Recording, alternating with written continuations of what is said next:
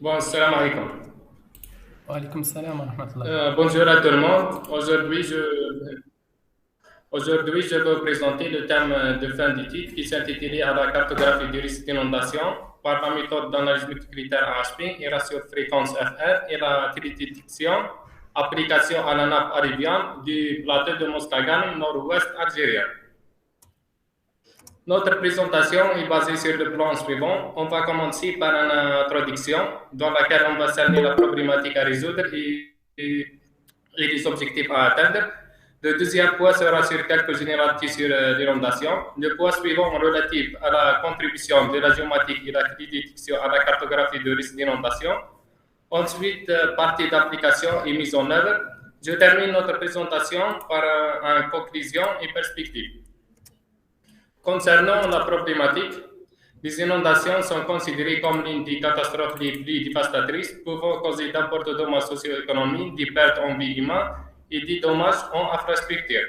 D'après les recherches effectuées, l'Algérie a connu plusieurs inondations, telles que les inondations de la wilaya de Mostaganem et Babrouet et Erdaya. Par conséquent, c'est une problématique de gestion et de protection contre l'inondation. Ces derniers temps, plusieurs villages algériens ont été touchés par l'inondation, telles que la wilaya de Merdes et la wilaya de Tipaza. L'objectif principal de cette étude est l'élaboration des cartographies des risques d'inondation par la méthode d'analyse multicritère AHP et ratio fréquence FR. Les résultats obtenus et validés par la simulation Monte Carlo et les méthodes de télédétection, soit passives et actives, et la simulation et la modélisation hydraulique. Définition, c'est quoi une inondation? L'inondation, c'est une submersion ou débordement d'un long sur une surface topographique doit être lente ou rapide. Le risque d'inondation, c'est la résultante du croisement entre l'aria et l'enjeu. Les types d'inondation, parmi les types d'inondation, on voit cette inondation marine, les inondations par remontée des nappes et par rupture de barrage. Dans cette étude, on se base essentiellement sur les inondations du plein, des crues torrentielles et les inondations par ruissellement. La contribution de la géomatique et la télédétection à la cartographie du risque d'inondation. On commence par la première méthode, la méthode d'analyse multicritère. Ainsi permet d'orienter un choix sur la base de plusieurs critères pour la compréhension, la résolution et la simplification des problèmes de décision complexes de façon hiérarchique à partir des expériences et des conseils des acteurs. L'algorithme de la méthode est présenté dans le diagramme suivant. Première étape consiste à sélectionner des critères qui ont une relation avec le phénomène étudié. La deuxième étape consiste à la création des matrices de comparaison par paire et calcule les points de chaque critère.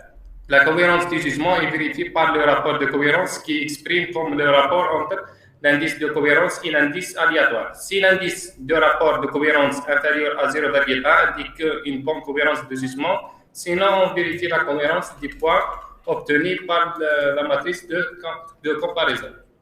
Deuxième méthode, méthode ratio-fréquence, est une technique de régression logistique binaire très appropriée pour la cartographie de l'inondation avec un temps d'exactitude élevé par rapport à la méthode AHP.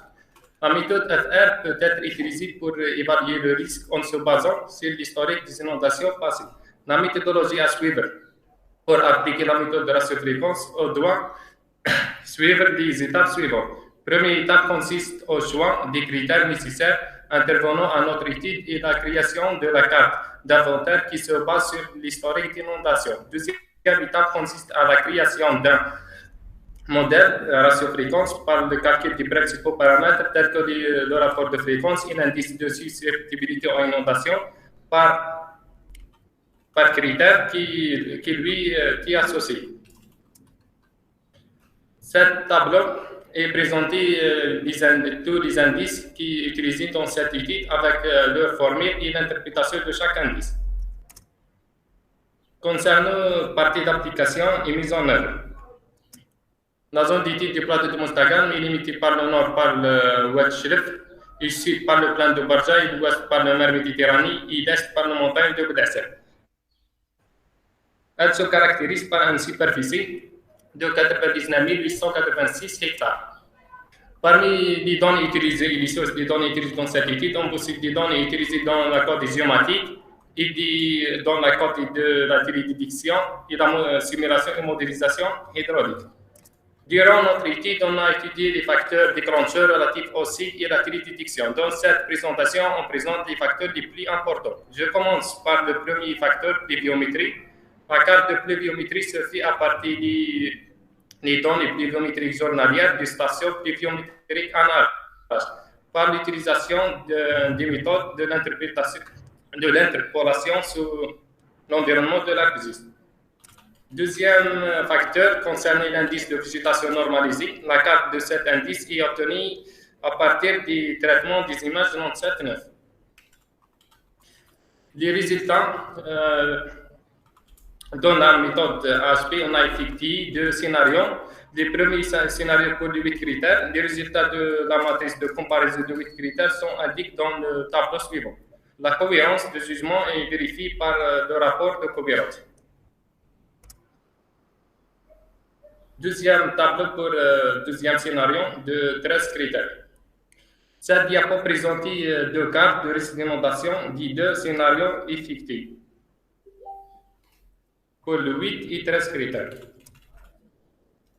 Les tableaux suivants présentent les valeurs de ratio fréquence FR calculées pour chaque critère. On a regroupé les critères sur les trois tableaux suivants. La carte de risque d'inondation obtenue par la méthode de ratio fréquence pour le 8 et 13 critères est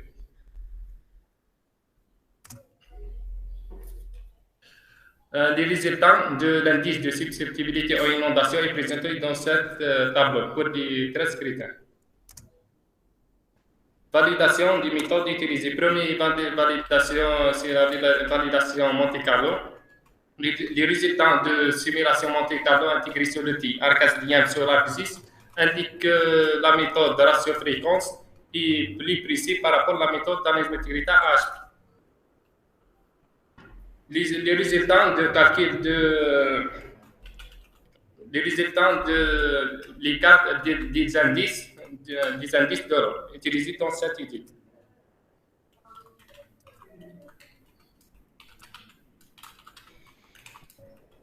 Troisième validation, l'utilisation des images radar Sentinel-1 polarimétriques a permis de cartographier les risques d'inondation. Par l'application d'une technique qui consiste à combiner une image acquise pendant et avant l'inondation. Le processus de pré-traitement des images Sentinel-1 est effectué par le logiciel SNAP.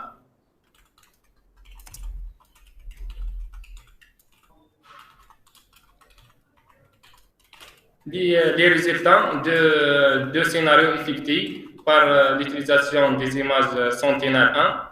Premier scénario pour les courtes périodes. Les zones inondables expriment par de couleur rouge. Les résultats pour le deuxième scénario pour longue période. Quatrième validation, par la simulation et la modélisation hydraulique. Nous avons effectué des scénarios de modélisation et de simulation de risque d'inondation par le logiciel Hydrologic Studio pour la simulation des hydrogrammes de crues afin d'optimiser les calculs du logiciel HECRAS 2D. Hydrologic Studio permet la simulation des hydrogrammes de crues pour des crues fréquentes pour 2 et 5 et 10 ans et des crues exceptionnelles. Les résultats obtenus indiquent une profondeur de l'eau maximale avoisinant de 5,56 mètres et submersion à hauteur de 35 cm. La modélisation de risque d'inondation calculée dans le projet HECRAS 2D indique que le commun de sort interdit Sidi Blatter jusqu'à la station de pompage d'Ahra qui sont les plus exposés de débordement des eaux suite aux crues exceptionnelles du mois de novembre 2022. Cette vidéo est présentée les résultats de simulation et modélisation au niveau de Oued Chelef. C'est la première partie, on a présenté le changement de profondeur au long de la trajectoire de Oued Chelef. La deuxième partie concernant le changement de vitesse d'écoulement au long de la trajectoire de rivière de Oued Chelef.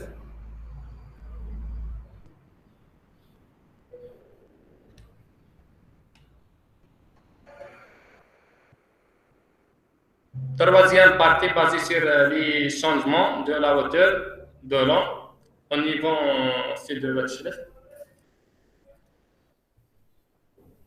On doit présenter les résultats de l'utilisation de HITRAS 2D. On remarque le débordement de Watchlist au niveau de la plaine inondable.